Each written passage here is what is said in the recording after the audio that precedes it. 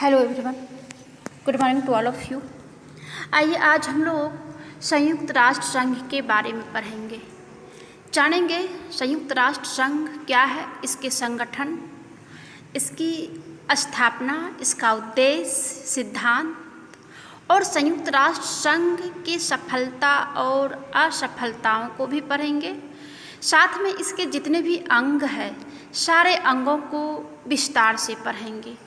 तो आइए जानते हैं संयुक्त राष्ट्र संघ क्या है।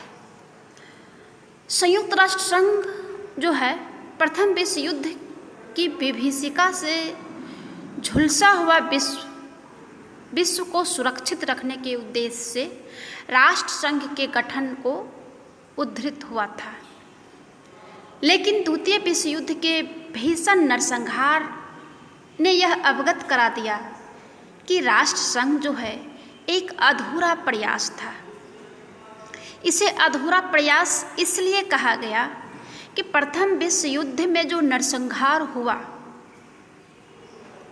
इस नरसंहार को देखते हुए राष्ट्र संघ की स्थापना करने का प्रयास किया गया, जिसमें कि कुछ देश शामिल हुए थे। लेकिन कोई देश जो है इस संघ के जो सिस्टम था, इस सिस्टम में जो भी बातें थी, इन सारी बातों को मानने के लिए कोई भी स्टेट बाध्य नहीं था। इसीलिए राष्ट्र संघ की स्थापना करने के बावजूद भी जितने भी सदस्य इसमें शामिल थे, मनमाने तरीक़ा से अपना कार्य करते रहे, जिसके कारण द्वितीय विश्व युद्ध हुआ। जब द्वितीय विश्व युद्ध हुआ तब जो है, और ये द्वितीय विश्व युद्ध को राष्ट्र संघ ने जो है नहीं रोक सका। फिर जो है तनावपूर्ण संबंधों, विजेता और पराजित राष्ट्रों की परछाइयों में पुनः प्रयास हुआ कि राष्ट्र संघ में क्या कमी थी और उसमें रूल रेगुलेशन का अभाव था, जिसको कि मानने के लिए कोई सदस्य बाध्य नहीं था, जिसके कारण कि द्वितीय विश्व युद्ध फिर से हुआ। अब इस द्वितीय विश्व युद्ध में बहुत सारे लोगों का जो है, इसमें लोग जो है मारे जाते हैं, जिसके कारण इस राष्ट्र संघ को पुनः जो है संयुक्त राष्ट्र संघ के रूप में एक नया विश्व संगठन तैयार किया। इसमें ब्रिटेन के पूर्व प्रधानमंत्री चर्चिल ने मजाकिया लहजे में बोलते हुए बताया था कि हथियारों की लड़ाई से बेहतर है जुबानी जंग। यह बेहतर होगा कि एक ऐसा विश्व मंच बने जहां दुनिया के सारे देश एकत्रित हो और एक दूसरे का सिर खाए, ना कि सिर कलम करे। ये जो है ब्रिटेन के प्रधानमंत्री चर्चिल का कहना था। अब जो है संयुक्त राष्ट्र संघ के सृजन के बाद, यानी संयुक्त राष्ट्र संघ के बाद विश्व पटल पर भीषण युद्धों का संहारक नज़ारा लगातार देखने को मिला, जिसके कारण कि जो है शीत युद्ध कह सकते हैं, क्योंकि द्वितीय विश्व युद्ध के बाद तो युद्ध तो नहीं हुआ, लेकिन युद्धों जैसा जुबानी जंग जरूर हुआ, जिसका कि नाम शीत युद्ध रखा गया है। लेकिन युद्धों के इतर मसलों में संयुक्त राष्ट्र संघ ने प्रभावी मंच का दर्जा अवश्य प्राप्त कर लिया। इसलिए अनेक कमजोरियों के बावजूद यह विश्व संस्था आज भी प्रासंगिक है। द्वितीय विश्व युद्ध के बाद अंतर्राष्ट्रीय शांति बनाए रखने और अंतर्राष्ट्रीय सहयोग को स्थापित करने के लिए व्यापक अंतर्राष्ट्रीय संगठन की आवश्यकता को महसूस की गई। संगठन की धारणा के बारे में अनेक विचार थे और एक विचार के अनुसार नया संगठन संयुक्त राष्ट्र के समान ही होना चाहिए। दूसरा विचार था कि संगठन का स्वरूप युद्ध के बाद की अंतर्राष्ट्रीय परिस्थिति तथा अनुभवों को निश्चित होना चाहिए। यही विचार अंतिम रूप में स्वीकार किया गया। अब संयुक्त राष्ट्र संघ की स्थापना विश्व के 5 प्रमुख राष्ट्र अमेरिका, रूस, चीन, फ्रांस तथा ब्रिटेन द्वारा समर्थन करने के बाद 24 अक्टूबर 1945 को हुई थी, जिसके कारण जो है इस दिवस को अस्थायी रूप से संयुक्त राष्ट्र संघ या संयुक्त राष्ट्र दिवस कहा जाता है। संयुक्त राष्ट्र की महासभा की पहली बैठक 10 जून 1946 को लंदन में हुई थी, जहां केवल 3 महीने पहले संयुक्त राष्ट्र को समाप्त करने के लिए राष्ट्र संघ की असेंबली की आखिरी बैठक हुई थी। संयुक्त राष्ट्र के चार्टर में 111 अनुच्छेद है, जिनमें इसके संगठन, शक्तियां तथा कार्यों का उल्लेख किया गया है। अब आइए हम जानते हैं संयुक्त राष्ट्र का जो है लक्ष्य क्या है। तो संयुक्त राष्ट्र के लक्ष्य को जानने के लिए संयुक्त राष्ट्र की प्रस्तावना में इसके उद्देश्य का वर्णन कुछ इस प्रकार से है, जैसे नंबर 1, विश्व को युद्ध की विभीषिका से बचाना है। जैसा कि पहला युद्ध, दूसरा युद्ध हो चुका और तीसरा युद्ध होने की संभावना बन रही है, तो जो द्वितीय विश्व युद्ध हो चुका, अब ऐसा युद्ध ना हो, इस युद्ध से बचाने का प्रयास जो है, इस संघ का निर्माण हुआ। दूसरा जो है मानव के मूल अधिकारों, पुरुष, स्त्री तथा छोटे बड़े राष्ट्रों सभी के लिए समान अधिकार स्थापित करना है। क्योंकि इसे इसलिए करना जरूरी है क्योंकि जो प्रथम विश्व युद्ध हुआ और जो द्वितीय विश्व युद्ध हुआ, उसमें ना केवल सैनिक मारा गया बल्कि आम नागरिक में पुरुष हो, महिला हो, बच्चे हो, सारे लोगों की हत्या हुई है। आगे है परस्पर राष्ट्रों की होने वाली संधियों द्वारा लगाए बंधनों के प्रति आदर तथा न्याय बनाए रखना। आगे है सभी की सामाजिक उन्नति तथा लोगों को बेहतर जीवन प्रदान करना है। अब संयुक्त राष्ट्र संघ का उद्देश्य को पढ़ना है। पिछले वीडियो में मैं इसका लक्ष्य को पढ़े थे। इसमें जो है संयुक्त राष्ट्र संघ के लक्ष्य क्या है, इसे जाने। अब इसका उद्देश्य क्या है। इसका उद्देश्य है कि चार्टर के पहले अध्याय के पहले अनुच्छेद में संयुक्त राष्ट्र के कई उद्देश्य बताए गए हैं, जिसमें कि पहला है अंतर्राष्ट्रीय शांति एवं सुरक्षा बनाए रखना, आर्थिक, सामाजिक, सांस्कृतिक तथा मानवीय किसी भी प्रकार की अंतर्राष्ट्रीय समस्या को सुलझाना है। तीसरा है कि समान अधिकारों के लिए आदर एवं मित्रतापूर्ण संबंध कायम रखना, और फिर उपयुक्त उद्देश्यों को प्राप्त करने के लिए कार्य को सुव्यवस्थित करने का केंद्र बनाना है। अब आइए हम जानते हैं संयुक्त राष्ट्र के सिद्धांत क्या है।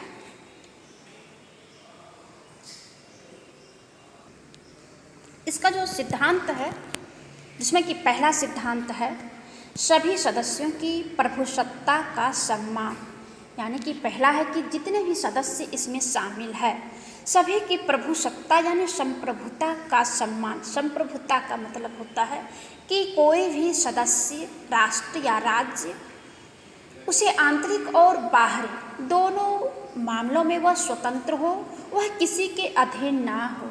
दूसरा है सदस्यों को चार्टर के अनुसार लगाए गए प्रतिबंधों का अपनी इच्छा के अनुसार पालन करना होता है।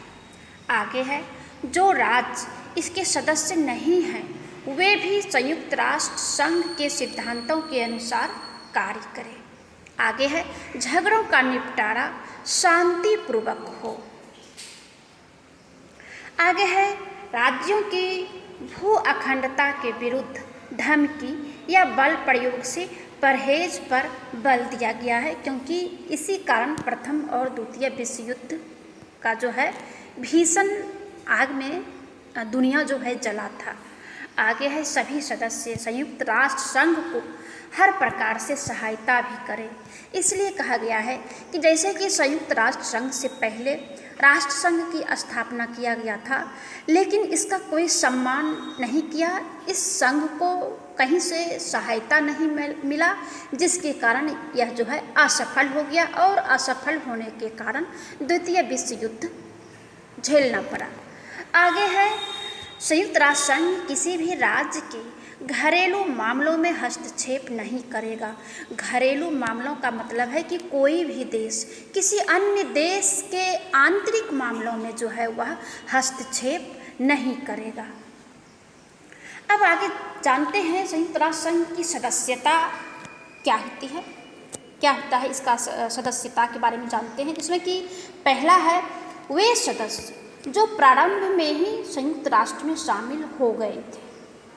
इसलिए इसमें कहा गया है क्योंकि संयुक्त राष्ट्र के 2 प्रकार के सदस्य हैं, जिसमें कि पहला है कि प्रारंभ में ही जो सदस्य संयुक्त राष्ट्र में शामिल हो गए थे, जिन्होंने सैन फ्रांसिस्को सम्मेलन में भाग लिया था।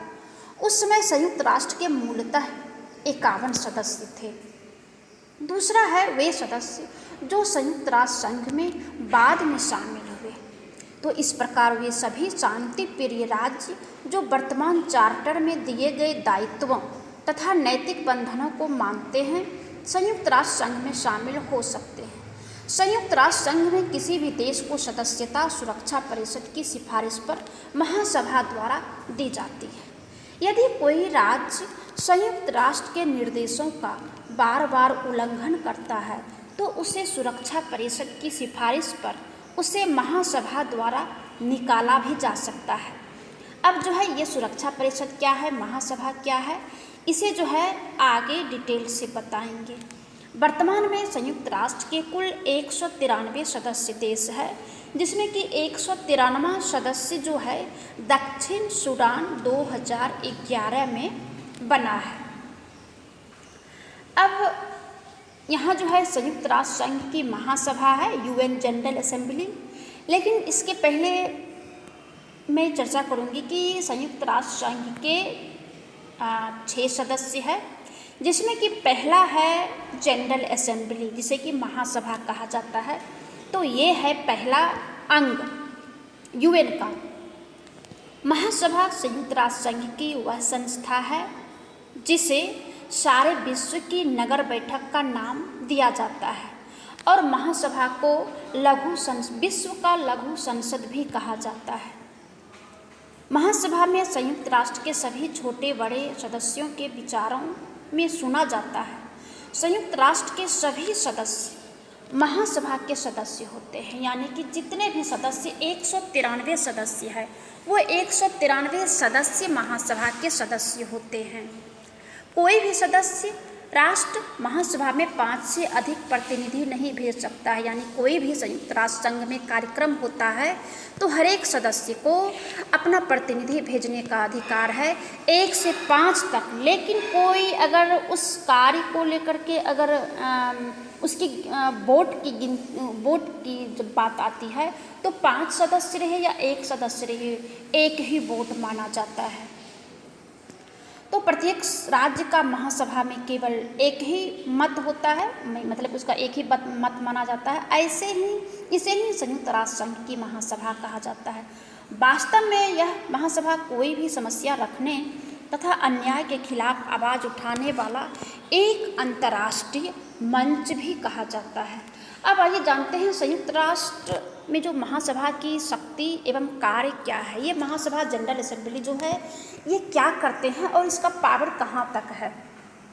तो इसे 5 भागों में विभाजित किया गया है, जिसमें कि पहला है अंतर्राष्ट्रीय शांति व सुरक्षा से संबंधित मामलों पर विचार विमर्श, यानी कि एक देश दूसरे देश में अगर किसी भी तरह का अशांति हुआ है तो इसे जो है सुरक्षा से संबंधित मामलों पर यह जो है विश्व मंच पर जो है ये सदस्य विचार विमर्श करते हैं। दूसरा है निरीक्षण का भी ये कार्य करते हैं। तीसरा है बजट का भी पास करता है, बजट को पास करने का भी काम महासभा का ही है। चुनाव संबंधी कार्य भी इन्हीं का है और यूएन चार्टर में संशोधन भी करने का महासभा का ही कार्य है। अब आइए जानते हैं महासभा का संगठन क्या होता है, कैसे बनता है। महासभा संयुक्त राष्ट्र संघ की शीर्ष संस्था, यानी सबसे शीर्ष पर है महासभा, तथा इसके अपने ही नियम तथा प्रक्रियाएं हैं। यह एक ऐसा अंग है जहां ना तो मेजबान होते हैं और ना मेहमान होते हैं। महासभा 1 वर्ष के लिए अपना सभापति चुनती है। वह अपनी व्यक्तिगत योग्यता के आधार पर चुना जाता है। उसे गोपनीय मत द्वारा चुना जाता है। बेल्जियम के मिस्टर पॉल स्पोक महासभा के प्रथम सभापति थे। इसे जो है अच्छे से याद रखना है कि बेल्जियम के मिस्टर पॉल स्पोक महासभा के प्रथम सभापति थे और उन्होंने 10 जनवरी 1946 को महासभा की प्रथम बैठक की अध्यक्षता भी की थी। सामान्यतः अध्यक्ष किसी छोटे राष्ट्र से ही लिया जाता है। अध्यक्ष की सहायता के लिए महासभा में चीफ डी कैबिनेट होता है। यह व्यक्ति महासभा के अफसरों का अवर सचिव होता है। महासभा में 17 उपाध्यक्ष होते हैं जो विभिन्न क्षेत्रों का प्रतिनिधित्व करते हैं। 17 उपाध्यक्षों में 7 अस्थायी समितियों के सभापतियों को मिलकर एक जो है महासमिति को जो है बनाया जाता है। अब इसके सत्र के बारे में जानते हैं कि महासभा का सत्र कब चलता है। महासभा की बैठक सितंबर के तीसरे मंगलवार को नियमित रूप से होती है। सुरक्षा परिषद की महासभा या संयुक्त राष्ट्र के बहुमत सदस्यों की प्रार्थना पर इसका विशेष सत्र भी बुलाया जाता है। महासभा का सभापति यद्यपि 1 वर्ष के लिए चुना जाता है, किंतु विशेष सत्र बुलाया गया है तो फिर हर सत्र के लिए अपना अध्यक्ष चुनती है। 1950 में स्थापित एक विशेष प्रक्रिया के अंतर्गत यदि सुरक्षा परिषद में वीटो के प्रयोग में शांति की पुनर्स्थापना में रुकावट पैदा होती है, तब क्या होता है कि 24 घंटे में यानी 24 घंटे के अंदर महासभा की विशेष बैठक हो सकती है तथा विश्व शांति के लिए उपयुक्त निर्णय ले सकती है, जिसे सुरक्षा परिषद जो है मानने के लिए बाध्य हो जाती है। तो ये सुरक्षा परिषद क्या है इसके बारे में भी आगे बताऊंगी। अब जो है महासभा का मूल्यांकन करना है। महासभा की भूमिका का मूल्यांकन करते समय स्टार्क ने कहा था कि अंतर्राष्ट्रीय शांति एवं सुरक्षा के प्रश्नों पर सभा व्यवहारिक रूप से मुख्य स्वरूप ग्रहण करने के योग्य हो गई है। यह सचमुच विलक्षण है कि सन 1950 में पारित शांति के लिए संगठन का प्रस्ताव को अपनाने के बाद महासभा की शक्तियां एवं भूमिका में आश्चर्यजनक परिवर्तन हुए हैं। इस प्रस्ताव ने महासभा को संयुक्त राष्ट्र की सामूहिक सुरक्षा का संरक्षक बना दिया है। इस प्रस्ताव में लिखा गया है कि सुरक्षा परिषद अंतर्राष्ट्रीय शांति को खतरा होने, शांति भंग होने, आक्रमण जैसी किसी भी स्थिति में अंतर्राष्ट्रीय शांति एवं सुरक्षा को बनाए रखने में अगर असफल रहती है तो महासभा अपने सदस्यों को उचित सिफारिश करने के लिए इस मामले को एकदम अपने हाथ में ले लेगी ताकि वे सामूहिक प्रयत्न कर सके। इस प्रकार शांति के लिए संगठित प्रस्ताव के परिणाम स्वरूप महासभा की स्थिति पर्याप्त सुदृढ़ हुई है, परंतु यह केवल सिद्धांत में ही दिखाई देता है। वास्तव में व्यवहार में महासभा की शांति के लिए संगठित प्रस्ताव के अंतर्गत कार्य करते हुए 2/3 बहुमत से यानी 2/3 बहुमत से जो है इस प्रस्ताव में पारित हुआ है। लेकिन निश्चय ही महासभा की यही शक्ति उसे एक असाधारण दर्जा अवश्य देती है। अब आइए हम जानते हैं सुरक्षा परिषद क्या है। सुरक्षा परिषद जो है संयुक्त राष्ट्र संघ का दूसरा अंग है। सुरक्षा परिषद संयुक्त राष्ट्र संघ की कार्यकारिणी समिति कहा जाता है, जिसके कंधे पर अंतर्राष्ट्रीय शांति एवं सुरक्षा को बनाए रखने का उत्तरदायित्व है। सुरक्षा परिषद पर ही संयुक्त राष्ट्र संघ की सफलता और असफलता का अंतिम उत्तरदायित्व है, क्योंकि यही जो है महासभा के निर्णयों को संयुक्त राष्ट्र संघ के चार्टर को लागू करने से संबंधित रखती है। यदि महासभा निर्देशी अंग है तो सुरक्षा परिषद संयुक्त राष्ट्र संघ का निर्णय क्रियान्वयन विभाग है। जी.जे. मेगॉन ने ठीक ही कहा है कि अंतर्राष्ट्रीय युद्ध को रोकने के लिए न तो सारे विश्व में न ही इतिहास में कहीं भी इस तरह का शक्तिशाली अंग मिलता है। बाद के वर्षों में अनेक बार सुरक्षा परिषद ने अपनी उपयोगिता भी सिद्ध किया है। अब आइए जानते हैं सुरक्षा परिषद का गठन किस प्रकार से होता है। तो सुरक्षा परिषद में संयुक्त राष्ट्र के 15 सदस्य हैं। चीन, फ्रांस, अमेरिका, रूस, इंग्लैंड ये 5 अस्थायी सदस्य के रूप में जो है, और 10 महासभा द्वारा 2 वर्षों के लिए अस्थायी सदस्य चुने जाते हैं। मुख्य समिति के सदस्य चुनते समय महासभा की भौगोलिक परिस्थितियों को ध्यान में रखना पड़ता है। इससे यह निश्चित हो जाता है कि सुरक्षा परिषद में सभी क्षेत्रों को विश्वव्यापी प्रतिनिधित्व मिल गया है। सुरक्षा परिषद में सदस्यता प्रदान करते समय महासभा अंतर्राष्ट्रीय शांति तथा सुरक्षा में राष्ट्र के योगदान को भी ध्यान में रखती है। अब आइए जानते हैं सुरक्षा परिषद का कार्य क्या है और इसका पावर क्या है। संयुक्त राष्ट्र संघ की सुरक्षा परिषद विश्व शांति एवं सुरक्षा की सर्वोच्च संरक्षक कहा जाता है। इसे विश्व शांति एवं सुरक्षा बनाए रखने का विशेष उत्तरदायित्व सौंपा गया है। यह संयुक्त राष्ट्र संघ के सिद्धांतों एवं उद्देश्यों से भी बंधी है, इसलिए यह अपनी इच्छा अनुसार कार्य नहीं कर सकती है। इसके सदस्य जो है वर्तमान चार्टर के अनुसार सुरक्षा समिति के निर्णयों को स्वीकार करने तथा लागू करने की स्वीकृति देती है। अब जो है अंतर्राष्ट्रीय शांति व सुरक्षा से संबंधित निर्णय लेने की शक्ति है। दूसरा है अपने निर्णयों के निःशस्त्र क्रियान्वयन की शक्ति है। तीसरा है नए सदस्य महासचिव व अंतर्राष्ट्रीय न्यायालय के न्यायाधीशों के चुनाव की शक्तियां हैं इसके पास, और विवादों का शांतिपूर्ण निपटारा करने का भी अधिकार है। अब इसकी आलोचना को पढ़ेंगे कि सुरक्षा परिषद की कुछ आलोचनाएं भी होती आ रही है। सुरक्षा परिषद अपनी विस्तृत शक्तियों के आधार पर संयुक्त राष्ट्र संघ का सबसे महत्वपूर्ण तथा अति संवेदनशील अंग माना जाता है, किंतु 1950 के बाद यह सामान्यतः इस आधार पर आलोचना का केंद्र बन गई है कि संयुक्त राष्ट्र के चार्टर के अंतर्गत जिस भूमिका को निभाने की जिम्मेदारी इसके कंधों पर थी उसे वह पूरी तरह निभा नहीं पाया। पामर और पार्किंसन के अनुसार सुरक्षा परिषद की संयुक्त राष्ट्र की केंद्रीय एजेंसी के रूप में कल्पना की थी, परंतु यह अपनी अपेक्षित भूमिका नहीं निभा पाई।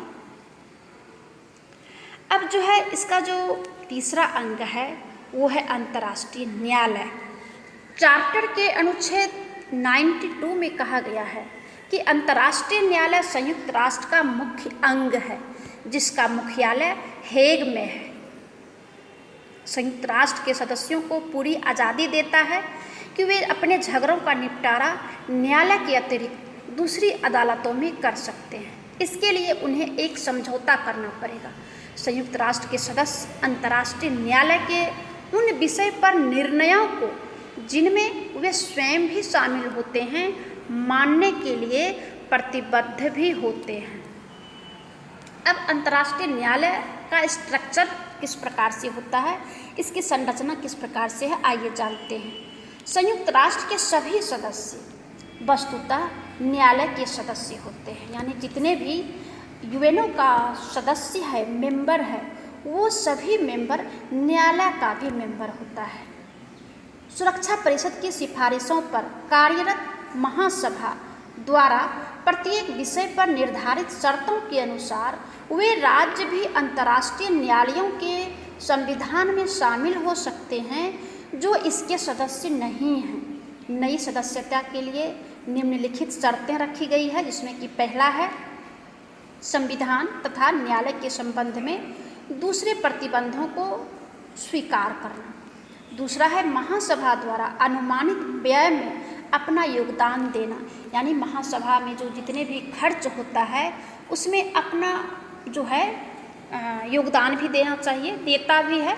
तो संयुक्त अंतर्राष्ट्रीय न्यायालय में 15 न्यायाधीश होते हैं। जो अंतर्राष्ट्रीय न्यायालय है यूएनओ का, उसमें 15 न्यायाधीश है जो कि अंतर्राष्ट्रीय कानून में मान योग्यता के विधि वेत्ता या उच्च अदालती कार्यालयों में नियुक्ति के लिए अपने अपने देशों में आवश्यक योग्यता रखने वाले लोगों में से उच्च नैतिक चरित्र वाले होते हैं।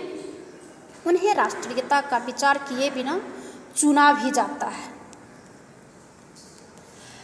इनका चुनाव कैसे होता है? महासभा तथा सुरक्षा परिषद एक दूसरे से बिल्कुल स्वतंत्र न्यायालय के सदस्य बनने के लिए आवश्यक उम्मीदवारों की नियुक्ति करते हैं। वे व्यक्ति जो सुरक्षा तथा महासभा में पूर्ण बहुमत प्राप्त कर लेते हैं उन्हें निर्वाचित घोषित कर दिया जाता है। इसका कार्यकाल क्या होता है? न्यायाधीशों का, अंतर्राष्ट्रीय न्यायालय के न्यायाधीशों का कार्यकाल 9 वर्ष का होता है और हर 3 वर्ष के बाद 5 न्यायाधीश सेवानिवृत्त हो जाते हैं।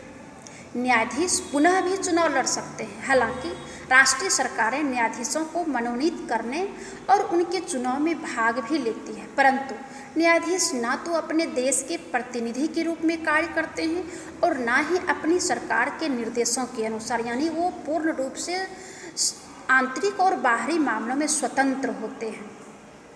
वर्तमान में जो है भारत के जस्टिस दलबीर भंडारी अंतर्राष्ट्रीय न्यायालय के सदस्य हैं। ये जो है हमारे देश के हैं। अब इसका क्षेत्राधिकार क्या है? इसका पहला क्षेत्राधिकार है ऐच्छिक क्षेत्राधिकार, यानी ऑप्शनल होता है, जिसमें कि इसमें कहा जाता है कि अंतर्राष्ट्रीय न्यायालय के पास राज्यों के मुकदमों के संबंध में ऐच्छिक क्षेत्राधिकार है। इसका अर्थ है कि ऐसे मुकदमे राज्य किसी समझौते के अंतर्गत इसमें भाग लाते हैं। दूसरा जो है इसमें अनिवार्य क्षेत्राधिकार। अनुच्छेद 30 के अनुसार राज्य निम्नलिखित प्रकार के मुकदमों में क्षेत्राधिकार अनिवार्य मान सकते हैं, जैसे कि संधि की व्यवस्था, अंतर्राष्ट्रीय कानून संबंधी प्रश्न पर कोई भी वास्तविकता जो स्थगित या स्थापित हो चुकी हो अंतर्राष्ट्रीय दायित्व की शाखा बन जाती है। अंतर्राष्ट्रीय प्रतिबंध को भंग करने की स्थिति में क्षतिपूर्ति का स्वरूप तथा सीमा भी है। तीसरा है सलाहकारी क्षेत्राधिकार। ये अंतर्राष्ट्रीय न्यायालय का तीसरा क्षेत्राधिकार है। अंतर्राष्ट्रीय न्यायालय के पास महासभा, सुरक्षा परिषद और महासभा द्वारा स्थापित की गई दूसरी विशिष्ट एजेंसियों को कानूनी प्रश्नों पर सलाह देने की भी शक्ति है। अंतर्राष्ट्रीय न्यायालय की सलाह लिखित निवेदन द्वारा ली जाती है। न्यायालय स्वयं ही अपना मत प्रकट नहीं करता है। इसके अतिरिक्त इसकी सलाह को मांगने वाली एजेंसी द्वारा मानना आवश्यक नहीं होता है, अतः इसका मत ही जो है होता है, निर्णय नहीं इसका होता है। तो आज जो है यहीं तक रहता है। संयुक्त राष्ट्र महासभा के 3 अंग को मैंने पढ़ाया। आगे वीडियो में 4, 5, 6 3 अंग और है और संयुक्त राष्ट्र संघ की सफलता और असफलता को भी पढ़ेंगे। तब तक के लिए धन्यवाद।